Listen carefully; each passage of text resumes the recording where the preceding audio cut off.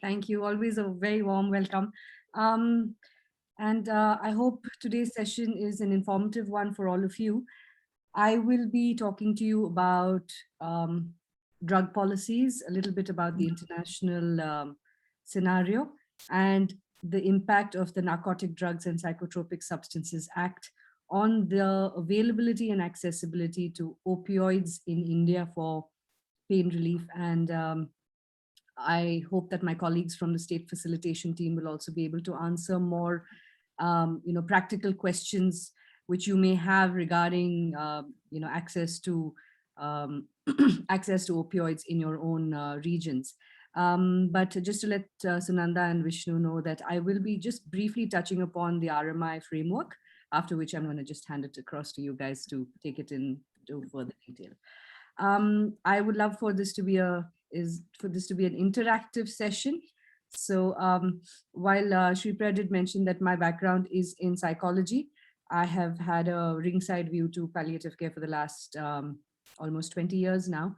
And so I've also, part of the portfolio of work that we do is to liaison with the Department of Revenue and the Ministry of Finance, the Central Bureau of Narcotics, and also with international agencies like the International Narcotics Control Bureau, as well as the Ministry of Health and Family Welfare in India. So I hope that what I share with you today is a more broad stroke approach, and please feel free to stop and ask questions. The chat box is open to you for comments, reflections, questions as we go along, and I'll stop from time to time to address that. So I'm just going to get right into the presentation. This is also just to let you know that due credit to Ms. Tripti Tandon, who is a lawyer with this organization called Lawyers Collective based out of Delhi. She has been one of the, I would say, the most critical actors in this whole thing, where she has really been our legal support. And every time something about the NDPS comes up, it is Tripti that we turn to help us understand the language of the law, and where the pitfalls might be, where the gaps might be, and what work we need to be done is guided heavily by Tripti. So I'm going to be using a presentation that has been partly created by her and partly created by me. Okay, so I think by now you might be quite familiar with this picture if it has been shown before by Dr. Raj or by any of the other faculty. And I mean, this to me is a very telling picture of what somebody in excruciating pain looks like. Usually he's unable to sit up, he's in this fetal position, and if somebody is in that amount of pain, you can't think beyond it. So when we talk about health being about not just physical health but also emotional, social, spiritual, all of those things, we can't even think about some of the other issues because the pain is debilitating. And I'm going to share a little personal experience. The reason I got into palliative care was because I lost several people in my own family to cancer, including including my mother. And the 2 years that she had it, I mean, it was unbearable pain. And I discovered palliative care 20 days after she died, and it was in a hospice. And I was shocked that actually pain could be managed, and people with a little bit of the right titration of a right medicine could actually be completely pain-free.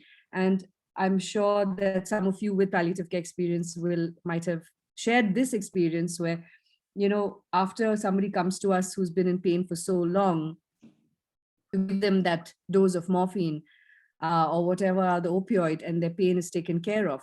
And you might feel that the first response we get is of gratitude, but a lot of the times it's of anger, because for years they have not been given something this simple that could alleviate their pain.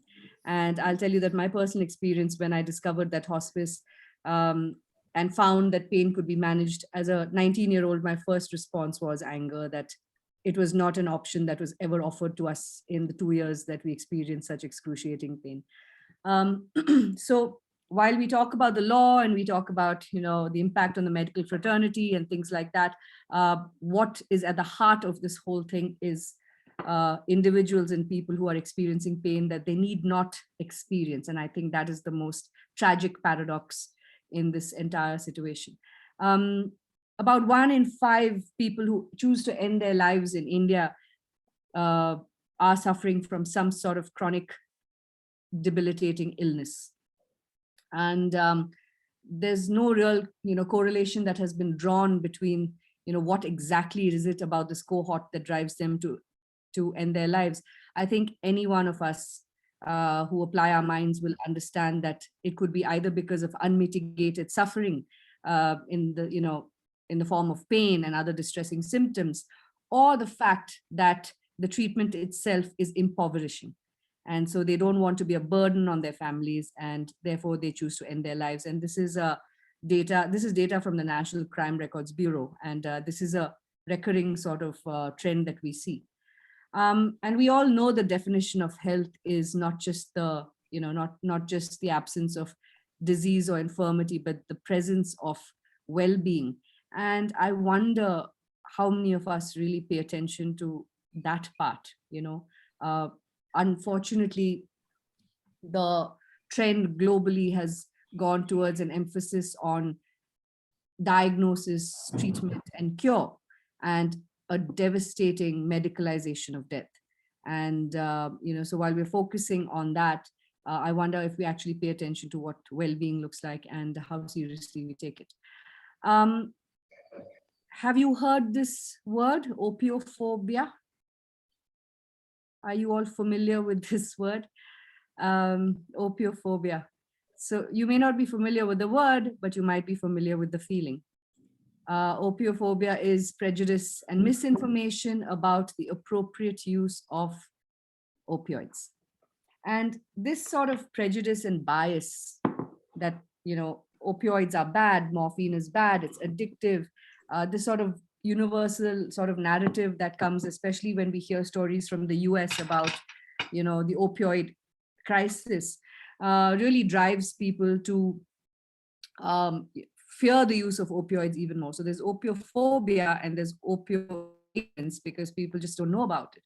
And this opiophobia is made worse by the fact that the focus is singularly on inappropriate use. People are only talking about addiction. They're only talking about misuse. They're only talking about how narcotics can be misused by people. And yes, that is a very serious issue and it needs to be talked about. But at the same time, not enough emphasis is being laid on the fact that it is absolutely essential for pain relief. And when we talk about addiction, some of you are familiar with this already, there is a difference between physical dependence and addiction. And when it comes down to opioids, when somebody is using opioids for pain relief and the sudden discontinuation of it can cause withdrawal symptoms that include things like sleepiness, disorientation, delirium, myoclonic movements, cramps, diarrhea, etc. But this can actually be avoided by a slow withdrawal of opioids. And when we talk about addiction in the psychological craving addiction sense, if you see that there is a craving for the substance which has nothing to do with the pain, it's not to reduce pain. You see that there's an increasing amount in the dose or unsanctioned doses between, increasing in frequency. There are behavioral changes where the person is actively trying to seek ways in which they can procure that medicine and so on. Those are signs of addiction. And actually with oral morphine, it is a very rare thing to find addiction. And this is something that most people, I'm talking about lay people especially, are not aware of this because, that distinction between addiction, physical dependence, and all those things are not very clear. You can be dependent on a substance and not be addicted to it, right? So you're dependent on medication for diabetes. Are you addicted to it? No, you're not addicted to it. You need it to maintain your health. You might be taking medication for cholesterol, for all kinds of things, for your blood pressure. So you're dependent on it, but you're not addicted to it. There's no craving for it. If you miss a dose of your medicine, you're not,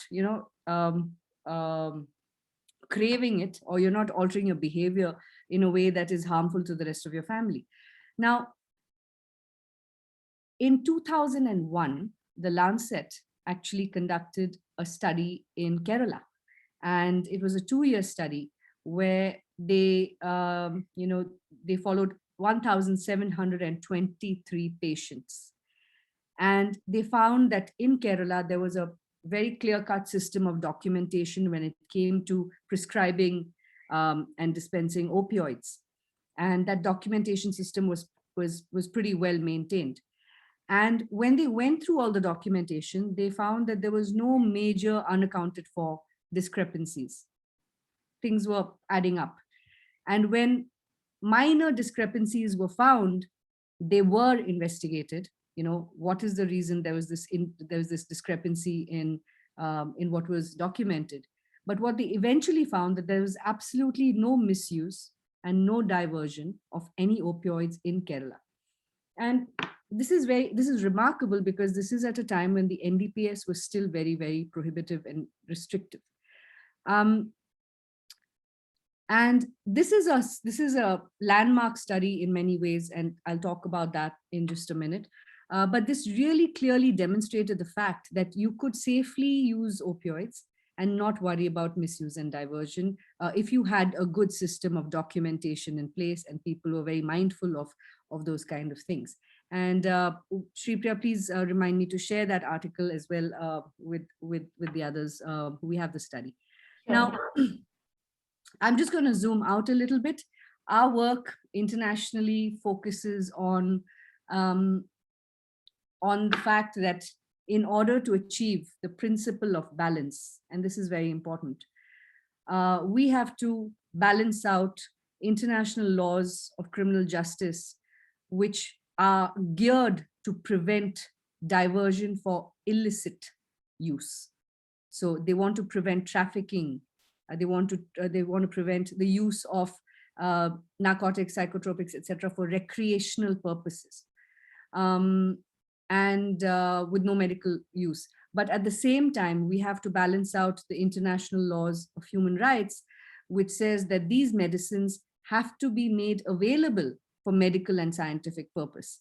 So it's only when you balance these two out that you achieve public health and what we call the principle of balance. And to be honest, this particular pivot, this particular picture is disproportionately heavy on the left.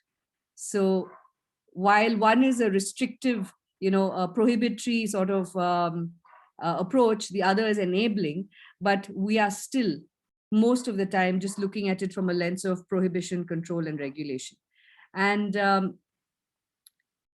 India signed on to, many international agreements, like the Single Convention of 1961, the Convention of 1972. These are all drug conventions, and it required countries like India who had signed on to bring in some controls and regulations. But the 1961 Single Convention also very clearly states that we have a dual responsibility to prevent the misuse and diversion of drugs. And I'm just paraphrasing here, I've written opioids, and also to make them available for those who need it for medical and scientific purposes. And in the case of opioids, to make opioids available for those in pain.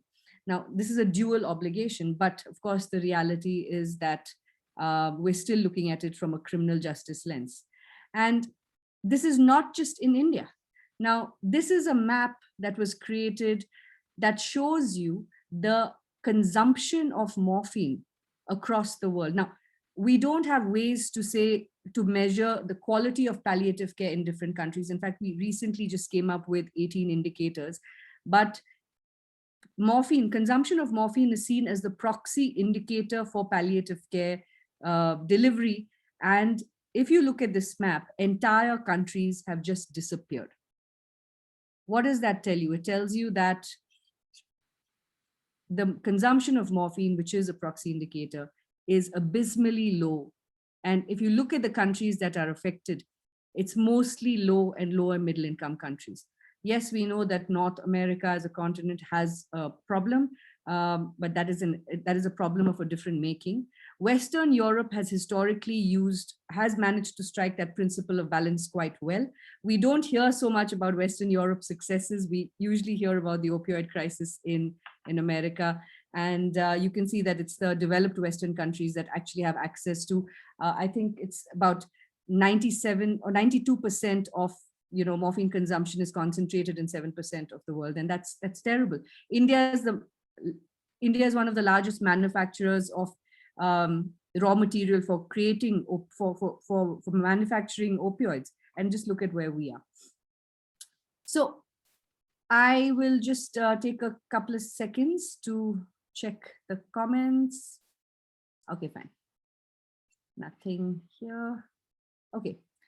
So if there are any questions, I'm happy to take them. Otherwise, I'll just go right into the NDPS part of the session.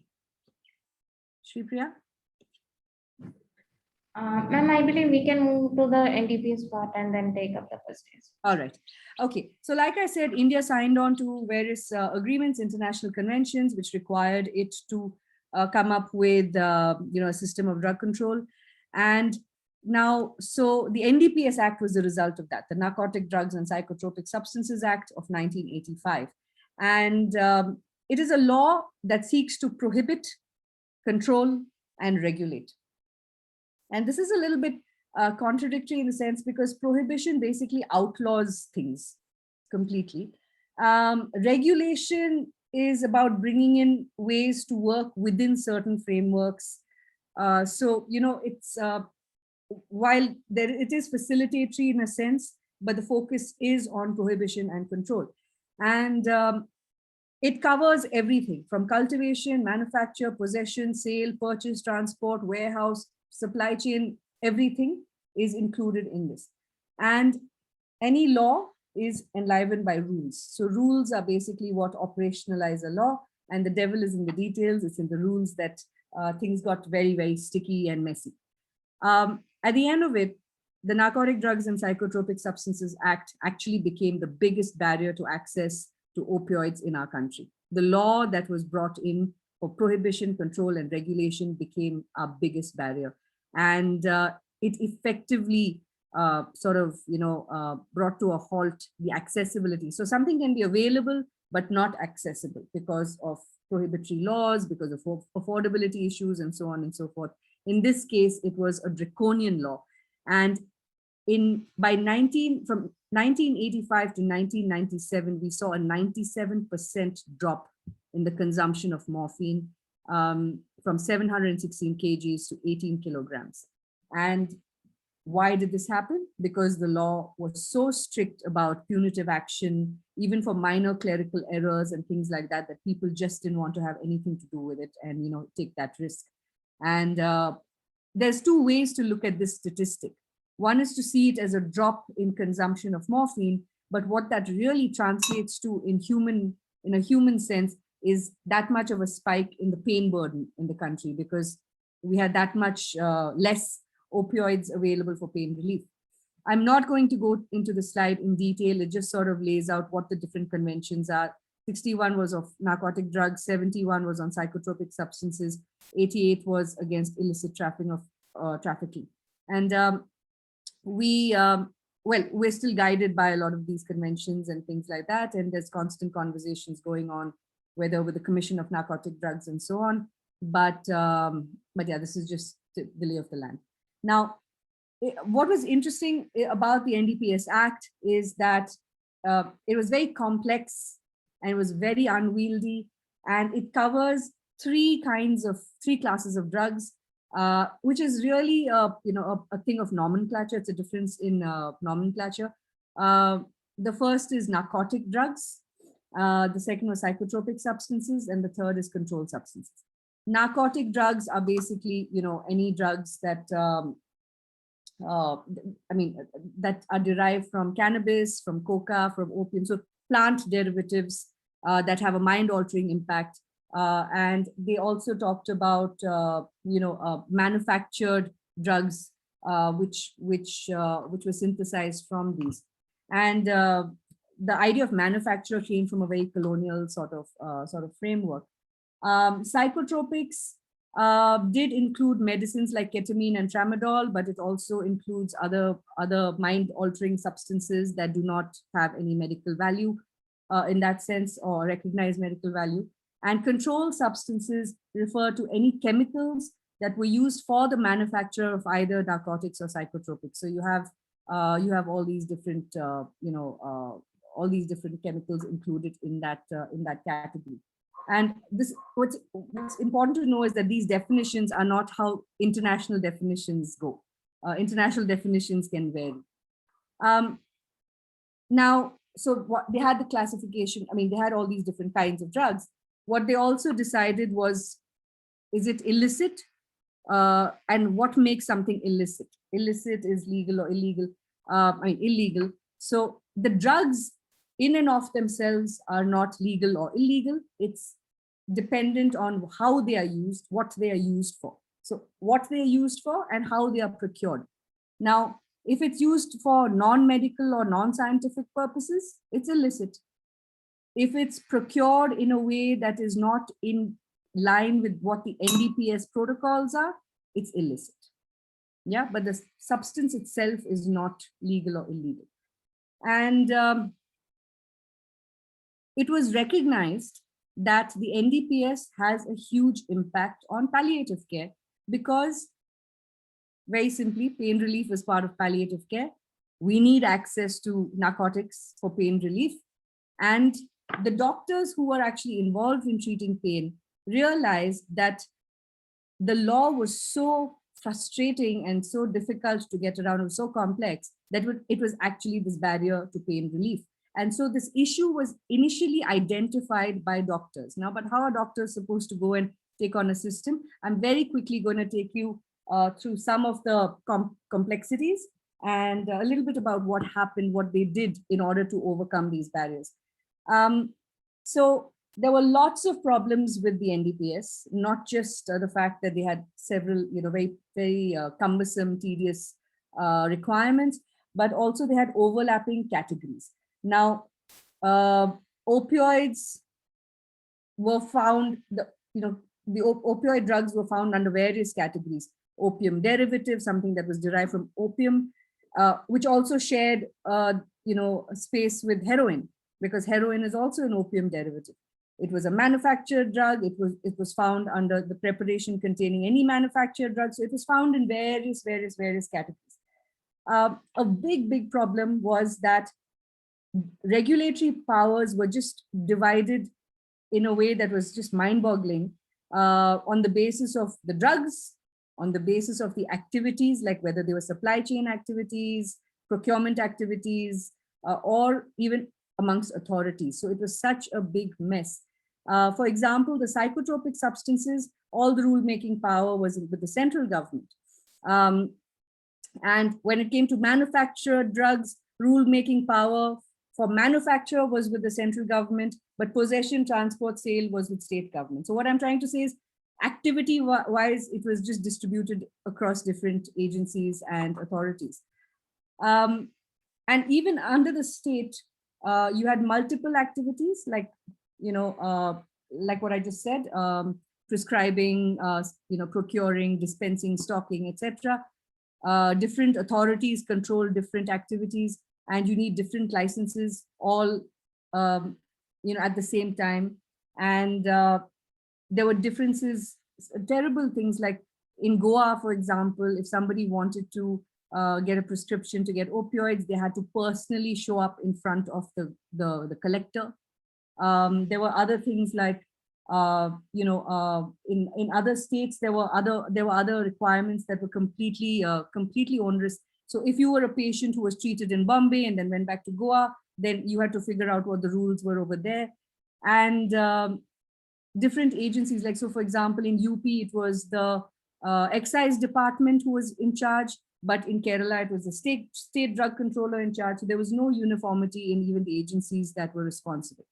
And going back to, you needed an import and export interstate license to get opioids from the manufacturers. And this actually went back to the colonial time, when it was between provinces that you needed to get this. So that system just stayed on. And some states just said that they didn't have any rules, so there was no access at all. So as you can imagine, it was a terrible mess. So finally, when the doctors identified this as a problem, that's when this policy advocacy work began. And in 1998, simplified model rules were recommended by the Department of Revenue. And then in 1998, also in Delhi High Court, there was a public interest litigation that was filed saying, you know, pointing out how much of a barrier it was to pain relief in India, and also in the Supreme Court in 2007. And what is really sort of interesting here is this is the first time that civil society came together to influence drug regulation in a country. And this is a rare thing. It's not something that happens often. And a connection was made between pain, suffering, and legal procedures. And this is again something that was it was a very rare thing that had never happened before. And there was a lot of technical and legal competence that came together. And there were legal teams working with doctors, working with civil society groups, just trying to bring all the different pieces of the puzzle together. And what they really together came out with was that the medical use of opioids is not only permitted, but it is considered indispensable for health by international conventions and by the WHO and by everybody else. And we pushed the idea of the principle of balance, saying this principle of balance idea has to be pushed forward. We highlighted the fact that while NDPS does make allowances, to actually get the end result is really, really difficult and frustrating. And it was so, like I said, it was a tragic paradox that we, being one of the largest manufacturers of raw material for opioids in the world, were exporting almost everything, and nobody at home had access to pain relief. And this is where the Lancet study of 2001, which I shared with you, comes in, because it was actually evidence that was able to prove that you can actually safely use opioids. And see, Kerala has been doing it for so many years, so that actually presented evidence to it. And like I said, this is the first time that civil society came together to influence drug reform policy in a country. And amongst all the stakeholders who came together, they met with the Parliamentary Standing Committee, they met with the Department of Revenue, Finance, there were meetings that happened. The people from the legal side came together, drafted amendments, recommendations in the legal language. There was a lot of advocacy with media, and cancer patients and survivors and caregivers wrote letters to parliamentarians and to everybody involved. So it was a real effort. And finally, in 2014, the law was amended, and good things came out of that. And in 2014, the rules to operationalize the law came into force. What is the difference? Where earlier you needed multiple licenses and multiple agencies were involved, and validity of one would expire and the other was to be obtained. Now you have a single window. You just need you need to be a recognized medical institution. And now you don't have different agencies and authorities. All states have the same rules. And one of the key changes that came in was that they recognized, and this wording was brought in, that promotion of the medical and scientific use of narcotics and psychotropic substances. It's very important that this language came in, because it recognized that it was necessary for medical and scientific use. And it's in 2014 that your essential narcotic drugs list was created. And that lists the different opioids that are absolutely essential in the country. And all the rulemaking power was vested with the central government, and there was no different rules in different states anymore. So 3 big changes that came in that made a big difference. And when you say essential narcotic drugs, that really conveys the meaning that this is something that is absolutely vital and relevant. And while the central government can notify a drug, it doesn't need to really make any changes to the NDPS in order to add any drugs to that essential narcotic drugs list. And it recognized that the opinion of the medical community is really important, and it was only subjected to uniform central rules throughout the country. However, The penalties for illicit use remain unchanged. There are very heavy punishments for that. And that is a safeguard that they have kept going. And I mean, that's something that is also necessary to a large extent. As per the END's list, these are the drugs that are on it: codeine, fentanyl, hydrocodone, methadone, morphine and all its preparations, oxycodone, and dihydroxycodone. But I think 2 of these drugs are not available in India. So very quickly, once it was amended, the rules were brought in, and these rules were influenced by the Kerala model, which was, the recognized medical institution sort of model, and that is what we're following now. Having said that, we haven't fixed all the problems. Many problems still exist with the NDPS, which we are hoping to, push for revision. So in the old procedure, you needed multiple licenses. Now you need only the RMI. Earlier, there were multiple agencies involved. Now you only have a single agency in your state, that is the state drug controller. If somebody tells you that you need the excise department's involvement, that's not true. Earlier, it was brief validity periods. Now your RMI certificate is available for 3 years and can be renewed. And while earlier you had different procedures in different states, today you have uniform procedures across all states. I will share these slides with you, so I'm not going to go into the definitions, but this is just to show you that the NDPS has gone into really define who is a controller of drugs, what is a license, who is a licensed chemist, what is a medical institution, what is a recognized medical institution, prescription, registered medical practitioner, and so on. So these are vital definitions which come into the NDPS and how they impact us in palliative care. The legal framework really rests on 4 different aspects, which is availability, that is manufacture, distribution, supply chain, and so on. Procurement, what it takes to be able to, purchase, possess, transport the drugs. Stocking, in terms of possession, storing, and dispensing. So sale, supply, prescription, etc. So these are the 4 aspects. And very quickly, who can possess ENDs? Patient for own use, a registered medical practitioner with quantity limits. That's also been prescribed very clearly in the NDPS rules. And in India, it's morphine up to 500 mg, direct administration to patients under a registered medical practitioner's care. Any person authorized by the state drug controller by special or general order, RMI, an institution, recognized medical institution, and a licensed dealer or chemist. So these are the people, these are the entities that can possess essential narcotic drugs. Also, in addition to those, are educational and scientific institutes authorized by the state drug controller, the pilot or the captain of an aircraft or a ship for emergency use in very specific quantities, and a person in charge of an ambulance, again, for emergency use. Who can buy? Licensed chemist or dealer, a registered medical practitioner, persons authorized by the drug controller, and an institution with an RMI status. Who can sell? To patients, only licensed dealers or chemists, and recognized medical institutions. So I'm not going to go into this. The RMI, it's a very clearly laid out procedure. I'm going to let my colleagues from the state facilitation team just tell you a little bit about that. I see some comments in the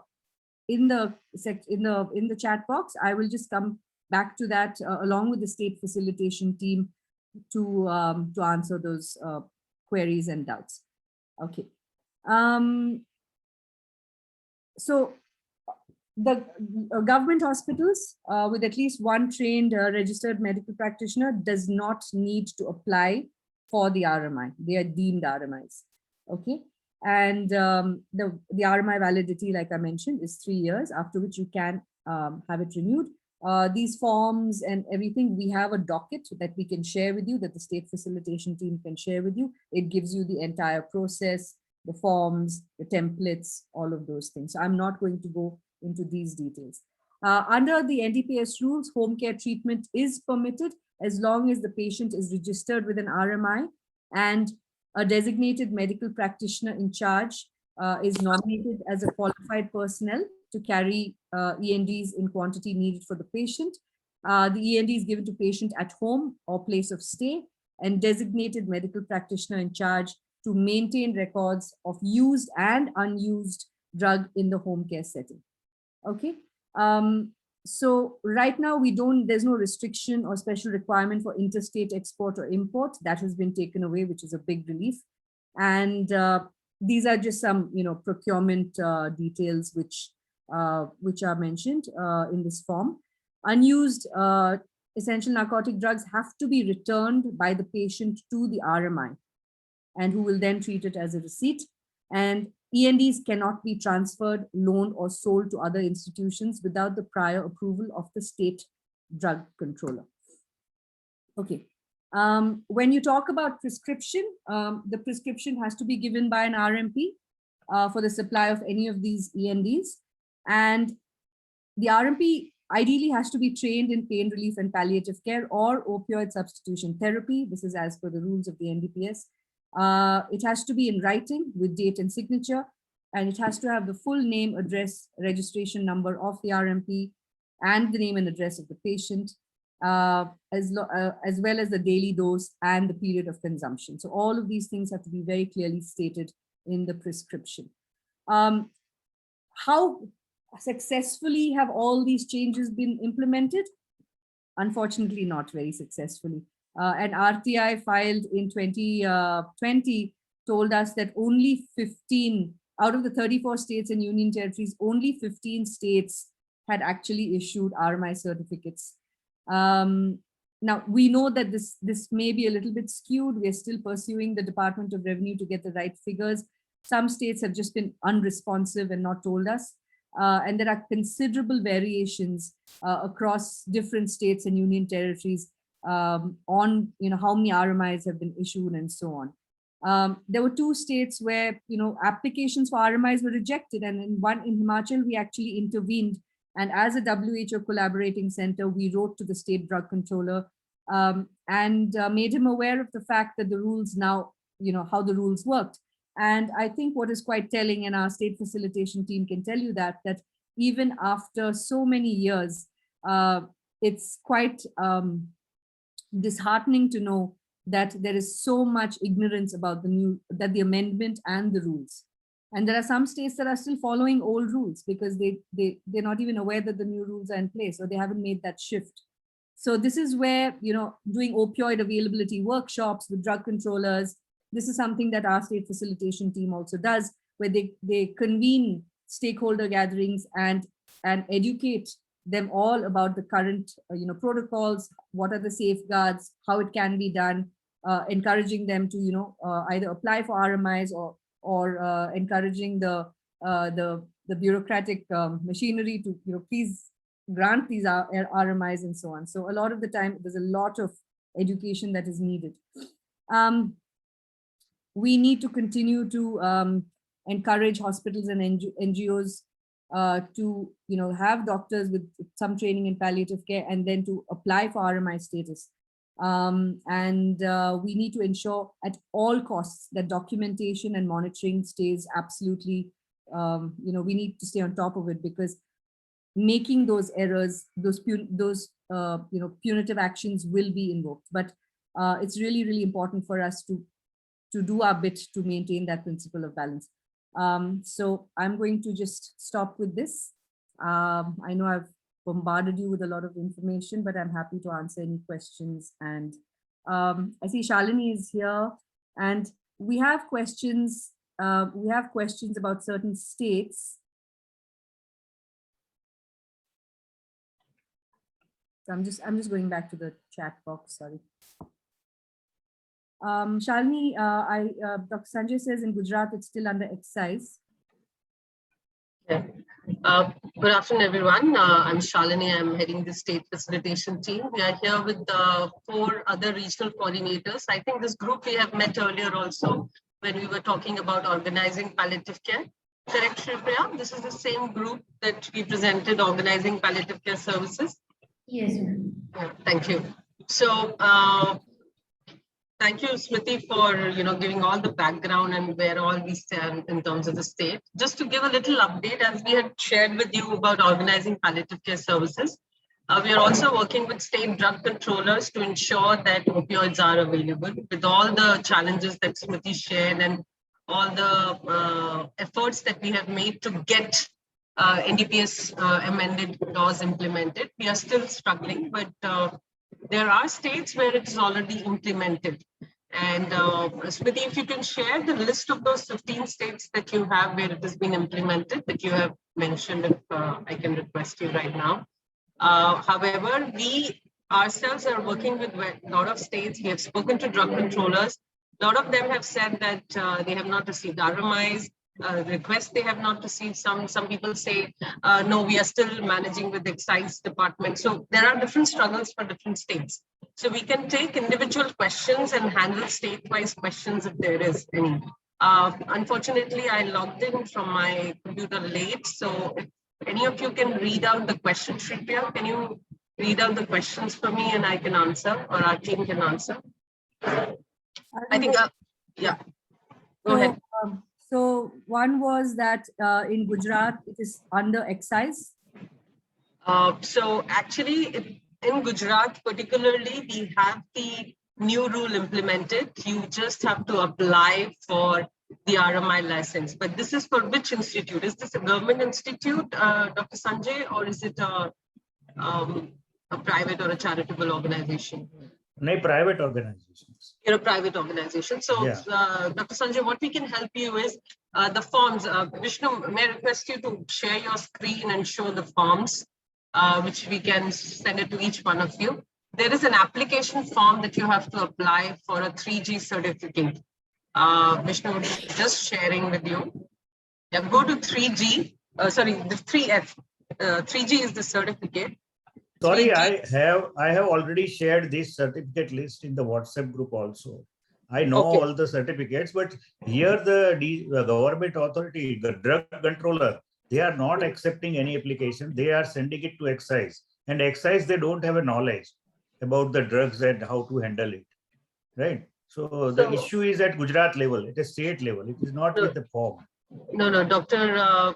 Sanjeev, we would like to let you know that there is a pioneer in palliative care field who's working in Gujarat for implementation of this rule. We have these 3G certificate issued to different places in Gujarat.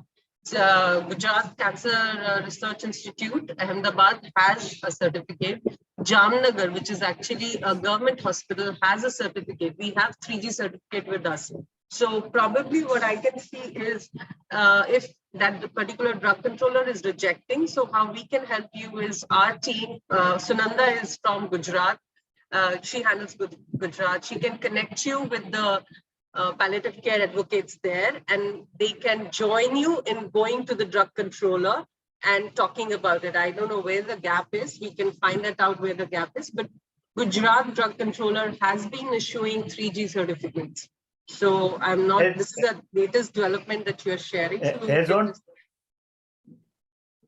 on today also, institutes, we have a permission authorized by excise only, and every purchase, we still go to the excise department only to approve it and then give it to the dealer. So the process is still going on with the excise. And in Rajasthan also, when I visited last month only, they are also thinking to shift to drug controller, but still the excise is controlling the thing. Right? So sir, it's a mismatch. I understand. Rajasthan, definitely we are facing a challenge. I agree with you. We have a lot of advocates working with the drug controllers, but still it's not implemented. But Gujarat, we have a big team of doctors who have worked for this implementation, and we have issued 3G certificates. Drug controller has issued. So if I may ask, you have applied to drug controller and then they have rejected, or they have said that you have to go to excise? Yeah, they don't accept it. They only send it Okay. to excise. So this Okay. 3G is there, but it is given by excise and not by the drug control. Oh, oh. So I think that is something that at Gujarat level we'll have to discuss. We will connect with our partners there and Yeah, understand who are right now working on implementing this law. So Sunanda, yeah, if you can keep a note, we'll reach out to Dr. Geeta Joshi and Colonel Joshi and understand Yes. what's the latest that's happening. Because sometimes it might have happened that the drug controller got transferred, the earlier drug controller got transferred, and then, when the new person comes, he might not be updated and the old process continues. So we'll figure out where the gap is and we'll get back to you, Dr. Sanjay, if you'll allow yeah. us That is some the time. only thing. Only thing is they don't want to take the responsibility, and Correct. excise don't I want to agree. implement the responsibility. I agree. I agree. The major departments, the new people don't want to take the responsibility somewhere. The old departments don't want to give away the responsibility. It's like holding power. So they don't want to give away. They don't want to take it. So we have to see Yeah, where we can yeah, pitch in and fix them. yeah. So, And in excise, nobody knows what is the rule. Even we correct. that tell them to give a report, they say that you don't need to submit the reports. Don't come with the papers and everything. Even they are not accepting the reports. They don't help in a disposal process also because they are Okay. not Okay. aware of. They don't want to take any responsibility. You do Yeah. whatever you want to do. We are not least bothered. Only when you want to purchase, come to us. We will give you permission. That's all. Thank you so much, Nothing. Dr. Sanjay, for highlighting this. I think this is a major gap. We will definitely work with you and with our advocates in Gujarat, and we will work through this problem. Thank you for sharing. Okay. So, Thank. Sunanda will keep it on our note. Yeah. Thank. Thank you. Thank Thank you. you. I'll probably also, hi, Dr. Sangamitra. I think some of these questions also you can answer about the limits. Are there any limits for institutes? Hi, Smriti. First of all, I'm my sincere apologies for not joining on time. Unfortunately, my son has been tested positive just a while ago. His RT-PCR had come, and we had to rush and do a home isolation. That's why everything got puzzled up in the very beginning.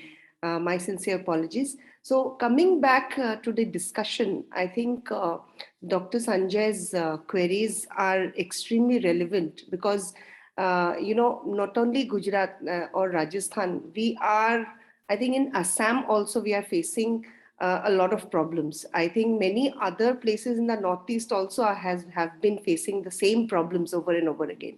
Because the one thing that perhaps we all realize is that our authorities who are authorized to get this thing going are extremely unaware. And there are several reasons to it. The most important being that if we are if we have given this knowledge to one person and he becomes pro-palliative, he knows the importance of changing the whole system, but then after a few months he's transferred to another one.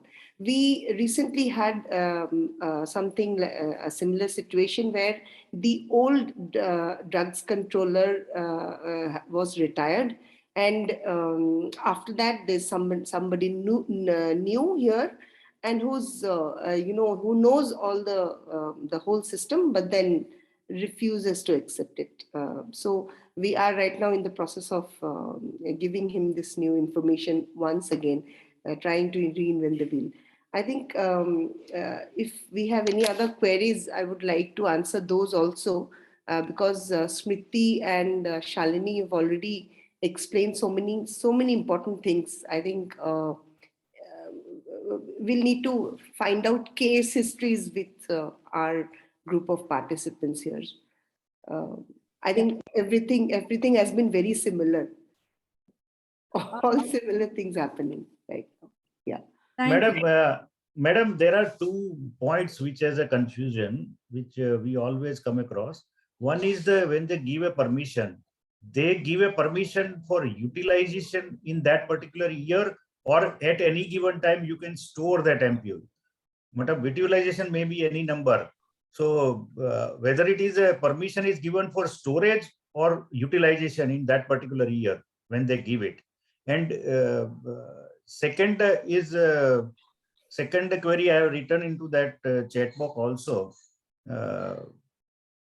I forgot, but I have to go through the chat box. But this quantity what they approve, it is for storage at any given time or utilization throughout the year for Sir, the registered medical institutes. Let me just put it in a very simple form. Storing and then dispensing morphine is similar to what you do in a bank. Okay. You have to close your accounts at the end of the day.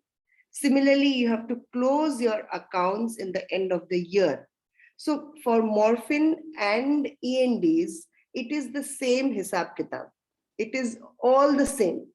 So you have to show a closing or utilization at the end of the day, and then you have to show the utilization and the unused morphine or ENDs remaining with the center at the end of the year also. And the point is that you need to maintain it on a daily basis, update it on a daily basis, so that you are able to give that utilization report to the drugs controller, so that they have a knowledge of how much of ENDs have been used, how much is now present with you, what are out of those present, how many have got expired, and what to do with the expired medication. It Like is that's, as madam, simple as madam, that. that I fully agree and we do on a daily basis, right? Yes. But my question is, okay, they are giving a permission of 100 fentanyl. Suppose they are giving a monthly. So Yes. should I store 100 or should I purchase 100 in a month? Or at any given time, I cannot store more than 100, or I cannot purchase more than 100 in a month. No, That it's 100 not like applies that. to what? No, it is not like that. You see, it depends on, suppose there are 5 patients under you who needs morphine Q4H, 10 milligrams of plain morphine Q4H. You calculate the dose that is required for these patients.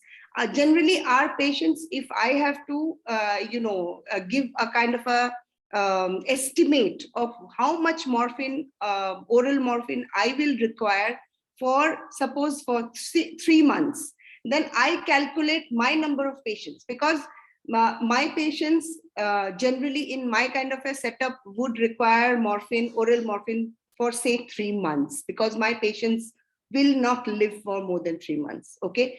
If I have to, estimate in that kind of a situation, then I would generally estimate on the number of patients that I have, the number of patients that I anticipate that I'll have in the next 3 months, and then you calculate that number of patients. Out of that, if generally the drugs controller generally gives you that permission to store that much of morphine, the kind of estimate that you have given. Suppose you have asked for around 10,000 tablets, so he might actually give you 8,000 tablets, so that you show that utilization report. You may not have every bit of every pill that has been utilized. You may have, maybe out of 8,000 you have given only 6,000 tablets. It may be like that. Or otherwise you may have to reissue the number of tablets. For example, 8,000 tablets you have actually estimated for around 3 months, but then you see that for 1.5 months only, those 8,000 tablets have been consumed. Now what to do? Because you're running short of morphine, you have only 500 tablets left. So you give a reapplication or reissuance of that. So your estimates may not match with the utilization also. So you may have excess of morphine, or you may have less of morphine. So it's an estimate, and it definitely depends on the number of patients that you're giving and the number of morphine that you are actually prescribing. It's an estimate. You have to make a balance on of that, and you just don't have to worry about how they are permitting you to do that or not. It is your expertise. It is your domain. You need to give relief to your patients, and you will decide how much morphine you will prescribe. It is not the drugs controller. They will give you permission to store the amount that you have demanded. That is for storage. Basically, at any given time, you should not store the written quantity, what they mention into the approval. I didn't get this point actually. They here what they give is that they write it down. Okay, suppose I need, so we are using fentanyl. So they write it down. Okay, you need 100 fentanyl at any given time, you can keep it. So there, when I go to purchase, if I show that on the end of the month, I have 50 ampules, then they will not approve more than 50 for repurchase. Even though I need 100, they will give only 50. So at any given time, I cannot keep more than 100 ampules at my place. That is what they are giving in writing. I think In there Gujarat. might be a communication gap in that. No, they are giving in writing. Okay, you are allowed to keep only this much. And at the end of the year, you submit the report. Then next year, they will improve if it is used more or less. But that discrepancy also they ask, okay, why there is a discrepancy. Okay, but you had asked for this much and you have used in a year this much. Yes, so Dr. Sanjay, this is the whole process of the forecast. Yeah. And I got it now. The second point was that in 3E, the form of a prescription, they ask about the signing of the patient. So whether it is required signing of the patient or a consent of the patient to give the narcotic, because they have mentioned the sign of the patient in 3E, which is a prescription. And when we go for a NABH assessment, usually this is the question which we are in doubt, whether we need, because some patients are in a sedation or something like that. How can we take a sign of a patient? I think yes, Shalini. Particularly the signing of the patient, Dr. Sanjay, can be done by the caregiver also on the behalf of, if Yes. the signature is been asked for. However, in Kerala, in our Pallium India center here, we maintain a complete registers. We don't maintain like 3E form, 3F form separately, but we Yes. have registers and we keep all the details of the patient on that register. And on consumption or the utilization report at the end, Dr. Rajgopal signs on taking the accountability that this has been spent. So that kind of a signature is acceptable to any drug controller, that if a doctor is taking an accountability. And particularly for if there is a patient signature required, I think again, I'm not too sure about how it is happening in Gujarat, but out here, we do not take patient signature. In Pallium India, we do not take patient or caregiver signature. You just go through the 3E form. There will be a place where the patient sign is required. And that 3E is a prescription. Out of the 3A to J, 3A to J, there are forms, which is for different purposes. There is E form, E, 3E is a prescription, which any RMP has to write it down. And there is a provision of a patient sign. So can you share the screen? We'll quickly have a look. We have the forms. All the forms are here with us. We'll just quickly share the screen. Yeah, it's 3E. Go up. Signature thumb impression. Yes. This is 3D. This is 3. This is 3E. Yes. This is the signature or thumb impression. Yeah, a quantity, signature, thumb impression of the patient. So if we are particularly going for it, sir, you can get a caregiver signature also here. I agree with you. If it is given here, we can take the caregiver's signature. I have not yet seen in Pallium India taking all signatures. I'm not too sure how is it happening in Assam, Dr. Bora. Please go ahead. Let me come in. Okay. Yeah, but in a morphine, when we dispense to alert patient, so we should take a patient sign rather than a relative sign in this. No. When the patient is awake. Dr. Sanjay, let me come in here. Acha, this particular form, this is when, it is, I don't think it is a prescription. It is a form that needs to be filled up when you prescribe morphine or any other AND. Number one. Of course. Right. Number one. Number two, you need to maintain this as part of your utilization also, because you will not issue the essential narcotic drug to anybody other than the patient. And if the patient is not able to come and issue that, receive that particular AND from you in person, then you will need to take the signature of the caregiver or the family member who is issuing or receiving that particular amount of AND on the patient's behalf. Do you understand that? Yeah, of course, but there is somewhere where this sign is required, whether it is generally done by everyone or not. This is the place where the sign or thumb impression of the patient is required, and it is a proof that the patient is actually getting the morphine and not anybody else. Yeah, that is for preventing misuse. Yes. Right. So I don't understand where is the confusion now. Usually the signature is not done by the most of the people. So you need to take the signature. This is a form that is a mandate. You should take it. Yeah. So one has to take the sign of the patient. Yes. Or relative. Yes. Correct. Right. And another thing is, suppose you have prescribed some 30 tablets of a morphine.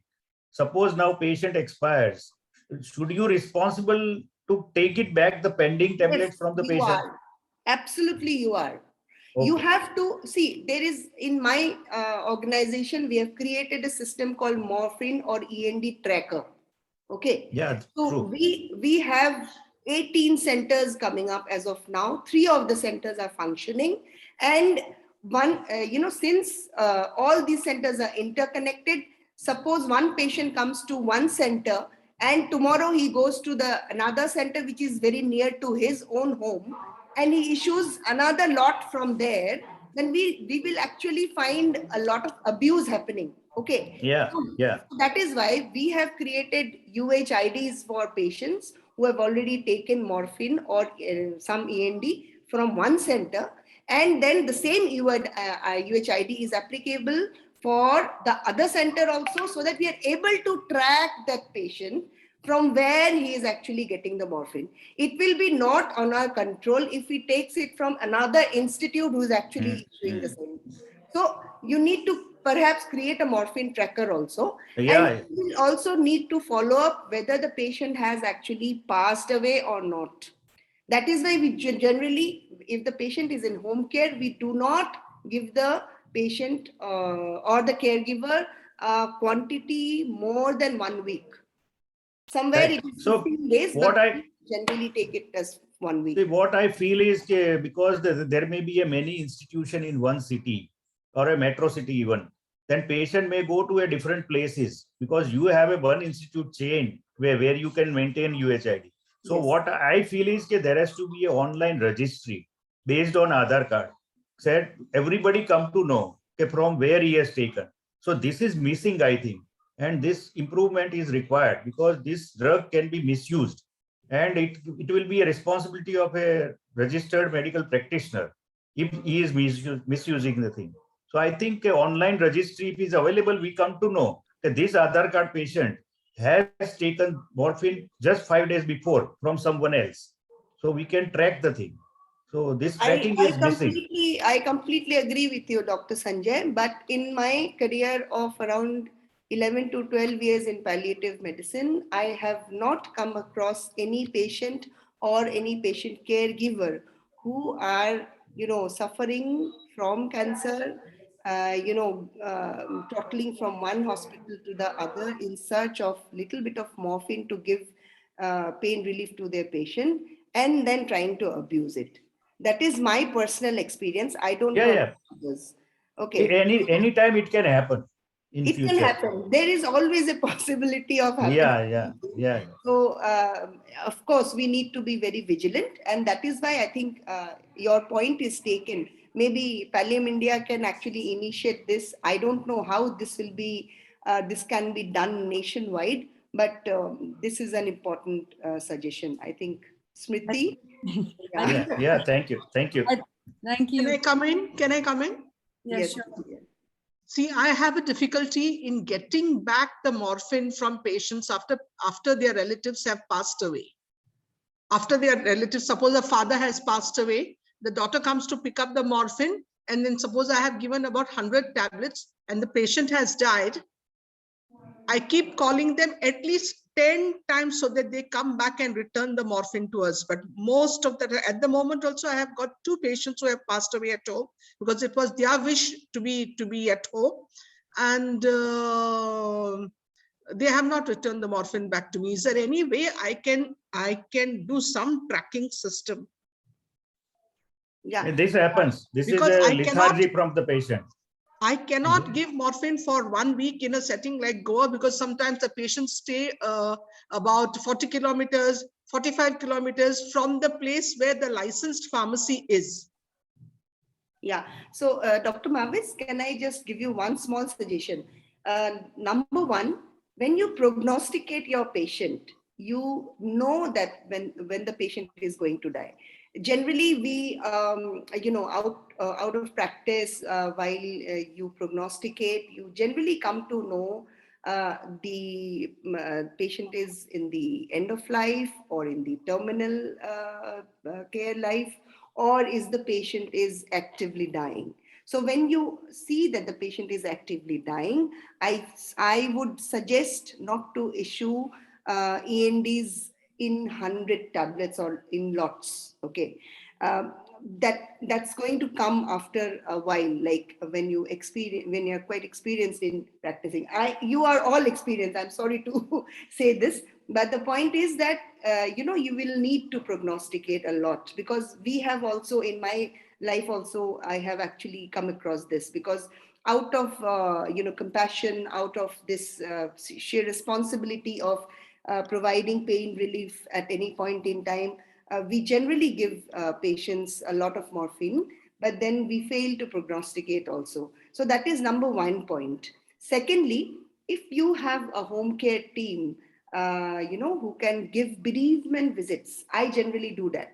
Sending the home care team immediately after the patient dies, maybe you can track the patient and the family, and then convince them right at their home to give you back, and they'll give it to you.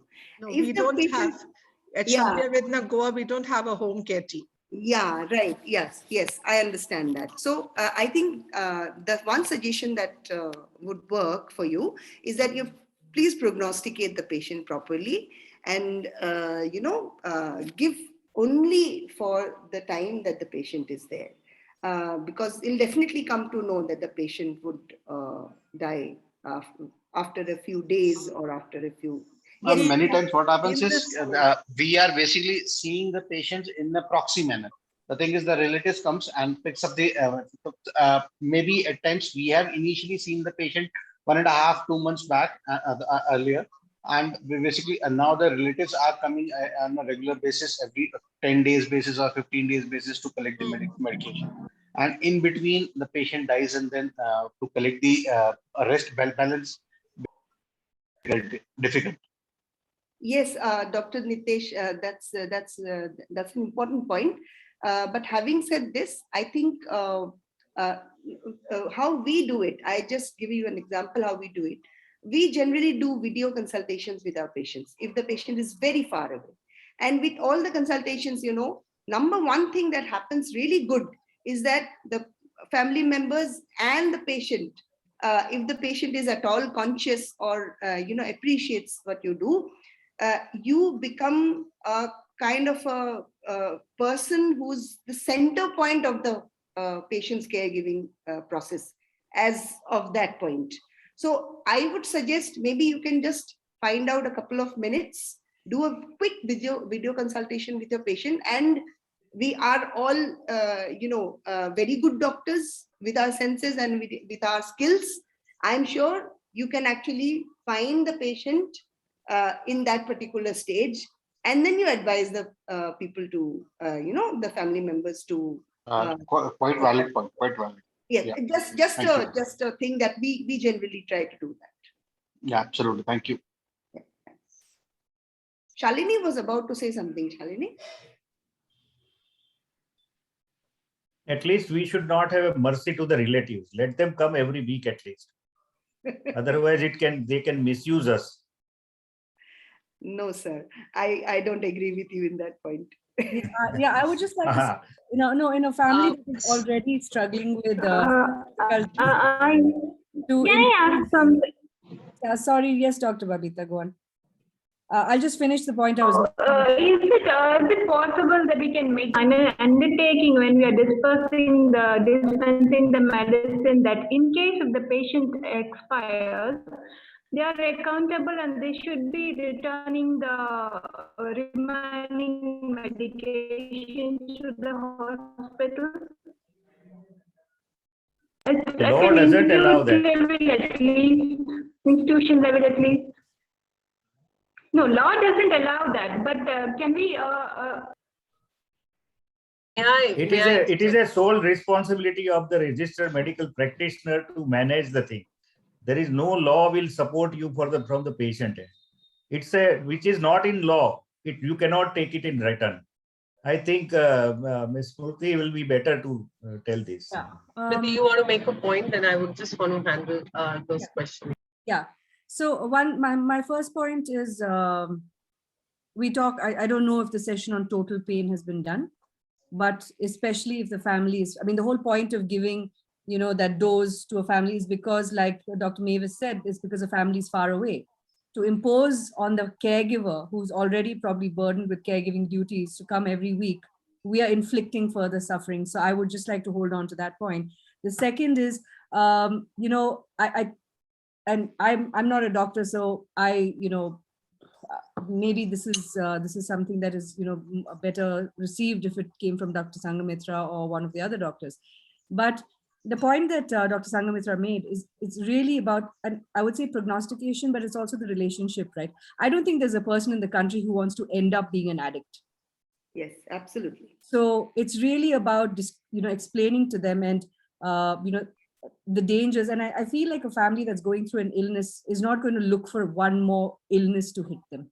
And addiction is that. So it's really about explaining that these are controlled medicines. They are highly regulated. And it is in their best interest to return it. And so that kind of a conversation has to be ongoing along with the prognostication. And then, I think the rest of it will follow. I don't know, Dr. Babita, if getting them to sign an undertaking is really going to make an impact at the end. If they are already struggling with other issues, they may not be able to honor that either. And it's not legally binding, something like that. So I just wanted to make those points. And Shalini, yours. I just want to tie a few things and comments together starting from the signing when a patient is receiving the medicine. Yes, Dr. Sanjay, we have to get it signed. I was actually on the phone to confirm it with Dr. Sunil here, that we do it on document here. Every patient or the caregiver in that format does sign every time a morphine is issued. So that was one clarification I wanted to give. The second is, when you are making them sign, the caregiver or the patient, when you're signing and explaining to the family that this is an important medicine, that's why we are taking your signatures, you are supposed to return, because otherwise if you have signed here and if it is not returned, you will land in trouble. So I think that kind of a communication when we are issuing the medicine itself should be done so that they know that this medicine would be issued only, it will be given to the patient right now only if I give that promise that I'm going to return, God forbid anything happens to my patient. I think that kind of, once you're signing, that kind of an understanding should be made with the family. And the third thing I wanted to say was about Goa. Dr. Mavis, if you remember, I was with Dilasa for a year in palliative care. So there we were maintaining the entire morphine who's being given and signing it out. And we were requesting the families definitely to return, and they used to come and return. And through our home care service, we were able to take it back also. But I can understand Shanti Avedna might not have that home care service to take it back. You don't have. So probably there is a need for an additional hand or a volunteer to help you with that. That is where you can utilize the volunteers or the neighborhood network or something to help you with this. So just wanted to connect. Yeah, thank you. Because the last time I had this problem, or rather they have still not given my morphine back, is I was a little scared because this patient's son-in-law runs a water sports on the beach. Oh, okay. Yeah, that's it. Yes, that was my fear, that if somebody catches them with the morphine, then will it have any repercussion on me? No, I think it's the same form. What we can add one line. Then when it is not in use, please send it back and then get it signed by the patient. Ma'am, and can we I think use we can that add- form as a binding document to make them return? The same form where we are asking them to sign while taking the medication from us, that can be used as a binding, right, in case they are not returning it. You I think, Dr. Babita, what Smriti just mentioned, we have to be very careful that we are not adding too much burden on the head of the family and the caregiver, not scaring them away with the fact that this medicine will be given to you only if you sign this bond that you will return or not. But yeah, a soft communication that this is important medicine which can be misused, or, you know, this requires these kind of legal implications. So we would really want you to return if this is safe. Again, it is completely an institutional decision. If you want to add on a consent form, like a lot of palliative care institutions have added a consent form. Pallium India, Dr. Rajgopal doesn't believe in getting a consent form from patient, but I know that Dilasa had one, so that even at the point of when the patient is coming, we would get them to answer, sign that we are just going to do palliative care and whatever things that we wanted them to know right in the beginning. Also, I'd just like to add a couple of things here, Dr. Babita. One is that you cannot make something binding by yourself. The legal system has to support it. And at the moment, No, we are already taking the signature on the form. but you I'm not cannot, talking about the. yeah, you can't enforce it to make it binding. Binding means there are consequences to them not honoring it, right? So that's not something that is in our jurisdiction. In case if they are caught misusing the tablets, our registration will be the one that will be cancelled. I'm We are completely, responsible for dispersing the drug, and we are responsible for taking it back. And we are taking the signature from that person that we are not dispensing it to the patient. We are giving it to a caregiver. And if they are not held responsible, then we will be the one who will be losing our license because someone else misused it. Apart from compassion and all, we have to look at this point of view also. I agree. And just for you to know that in the current amendments with the NDPS, we are working very hard to ensure that there is a very clear distinction made between licit and illicit users and entities and institutions in every section of the amendment.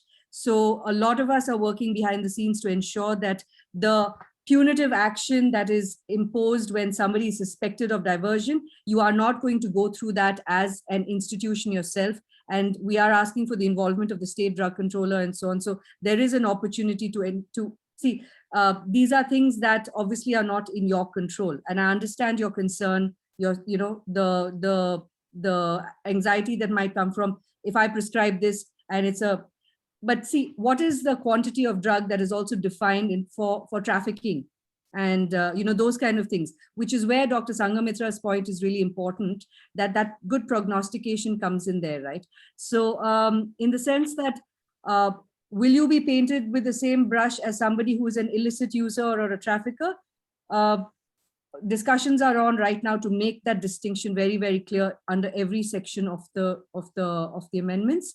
And I'll all efforts are underway. But this is an ongoing issue. I don't think we can give you a solution at one shot. I mean, obviously, opioids are one of the most complex and complicated class of drugs worldwide, which is why there is a raging debate.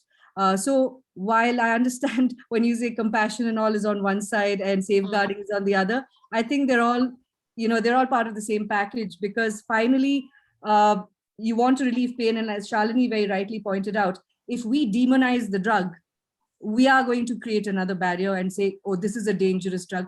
It's, you will be punished and stuff like that. So it's all in the communication. I hope we can arrive at some sort of balance there also in ensuring that there's pain relief and at the same time keeping you all safe. So yeah, but we'll have to be mindful of the legalities involved. Thank you. Thank you, ma'am. There's another question on the chat box. I happen to see somebody said that non-MBBS RMPs are whether they are allowed to prescribe opioids or not. No, I think that was Dr. Sujata. Definitely no, they are not allowed to prescribe opioids.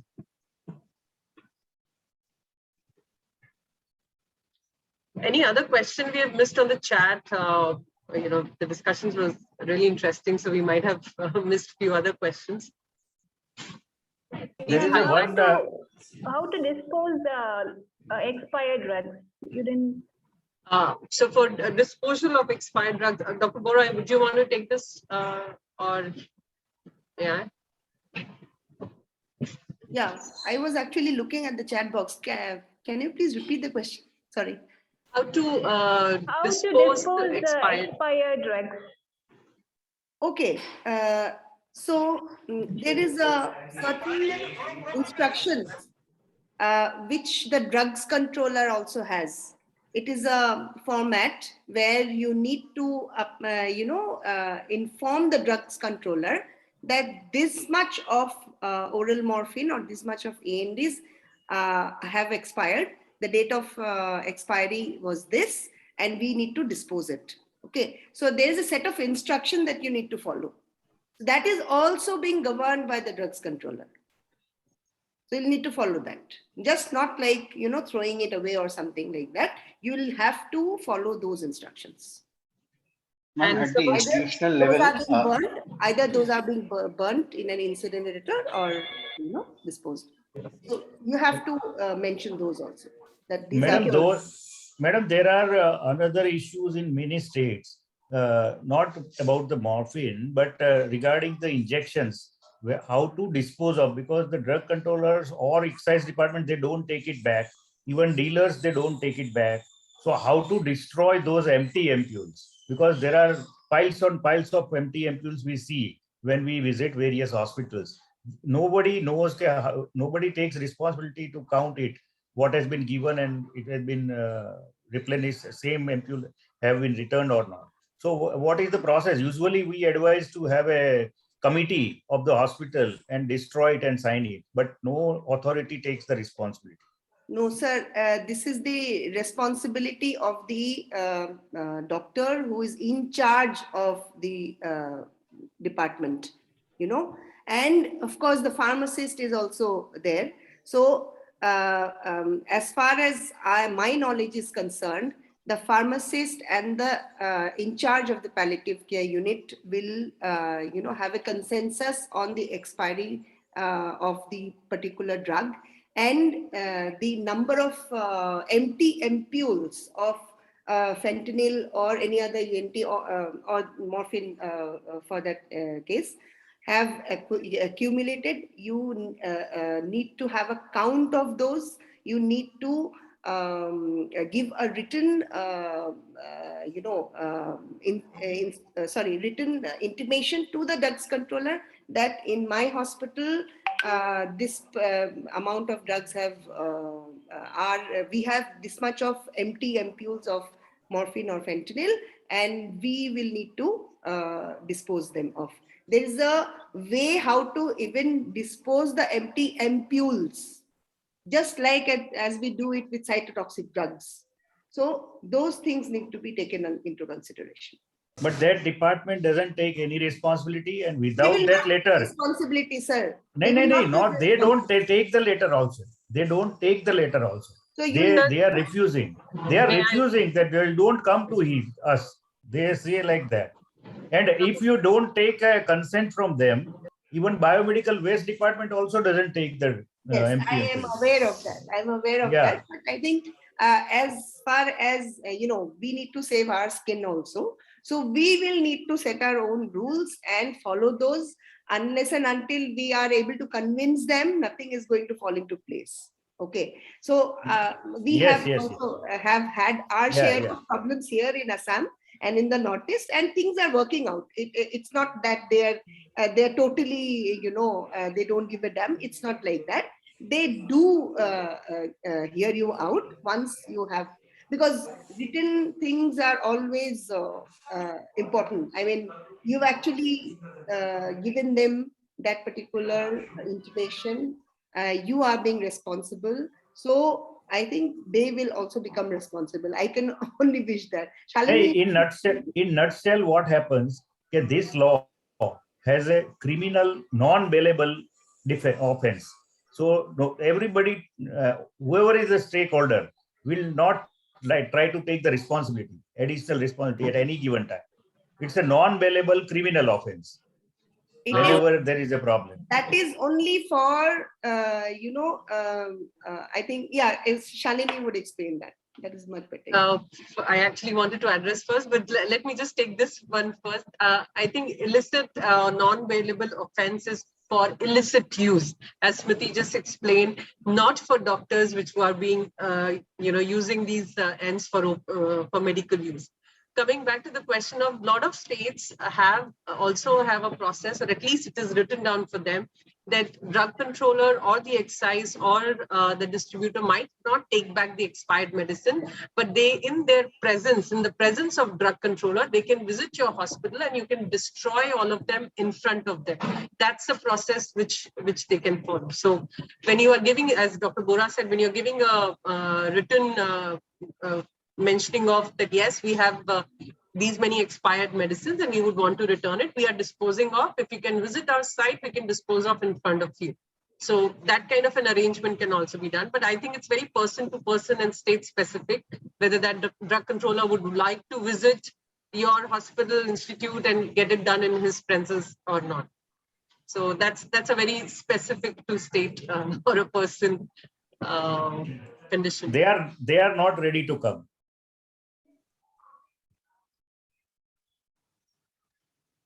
Then we can just keep ourselves safe in terms of sending an intimation to them that this is expired, we want to dispose it of. If your presence is required, we will be doing it on this date at this time. We request your presence. I think more than that, we won't be able Absolutely, to. ma'am. At least legally we are right in saying Correct. that, because we have informed them right in time, given them a date, time, and the place. And at least the thing is, now it is their owners whether they come or not. The thing is, at least, and we can make a video recording that we have done in this manner, so that legally we are right. Absolutely. Possibly. Yes. Just to be mindful of the time, Shalini, there's one more question about a private medical college in UP. And what do I have to do to get the RMI there? Okay, so in a medical college, that's a deemed RMI already. You do not have to go for any request for these certificates. You simply have to send an annual estimation to the drug controller and directly place an order with the vendor, with the condition that you have a trained palliative care doctor. Yes, Smriti? Sorry, Shalini, it's a private medical college. Oh, sorry, I missed that. It's a private medical college. Then I think the process is the same, where you have to have the trained doctor given an application on 3F to the drug controller. However, UP has not yet confirmed if they are having any 3G certificates there. We are still trying to find whether the rule is implemented in UP or not. We are yet to, really have those contacts. We are still struggling. But if we get to know, we will definitely connect somebody to you. We did have an opioid availability call with the drug controller. A workshop happened where we told them that this is how it is to be. But still, whether it is implemented or not, it is yet to be seen. But if you will go with your application to the drug controller, I think that would be the first step towards implementing it possibly. You might be one of the pioneers in ensuring that the state of UP comes up with this process and implements it. Thank you. So I think we're at the end of our time, Shripriya. It's 4:30. So Yes, ma'am. Smriti, sorry. Sanghamitra, ma'am, you want to add any closing notes before I take up the winding part? Yes, I think we have had a very good round of discussion on these very important things, and I'm glad that when we were under training, these things were not so much discussed, or we didn't really have so much of transitions from the old NDPS to the new NDPS. I think we have come a long way, and Rajgopal sir and Pallium India have been working relentlessly to bring in these changes. And I have all respects and everything for Pallium India and people working towards this. Shalini and Smriti, everybody in Pallium, thank you so much for bringing about these changes in my lifetime.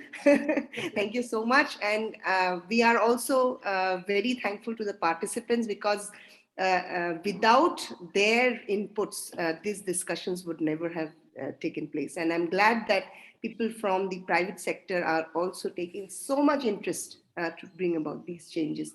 That means that, these changes are bound to happen. We are going to have extremely good pain management guidelines in India very soon. Thank you so much. Shri Priya, over to you. Thank Ma'am, you. we just request, ma'am, just towards the end, ma'am, we just request to share these forms on email or maybe on the WhatsApp, so that it will be helpful for us in future. That's right. They will be sent to you. I think Shripriya will be sending them the learning materials, so we can attach these forms and send it to all of them. Sure, we will be doing that in a Madam, couple of days. Madam, I have shared into the WhatsApp group all the forms. File has been I sent. think it's available in the website also, the Pallium India website. All the forms are available, right, ma'am? Yes. Correct. It is available, but as a part of learning material, because we have discussed it, Shripriya, here, and it is so much a part of the session. I think when you send the presentations and all, we can send this entire list as well, just for everybody's convenience. Yes. We can share with you the whole folder if need be. Sure. Thank you so much, Smriti ma'am, Shalini ma'am, and the state facilitation team for conducting such a wonderful session. I believe this was entirely different topic for all the medical professionals out there, and threw some light on the administrative and operational parts regarding these opioids and their availability. So with that note, this is Shripriya along with Smriti ma'am, Dr. Sangamitra, and the state facilitation team, signing off from the Tips Records desk. See you in the next session, which happens to be our last session. Take care, everyone. Bye-bye. Thank you. Thank you all.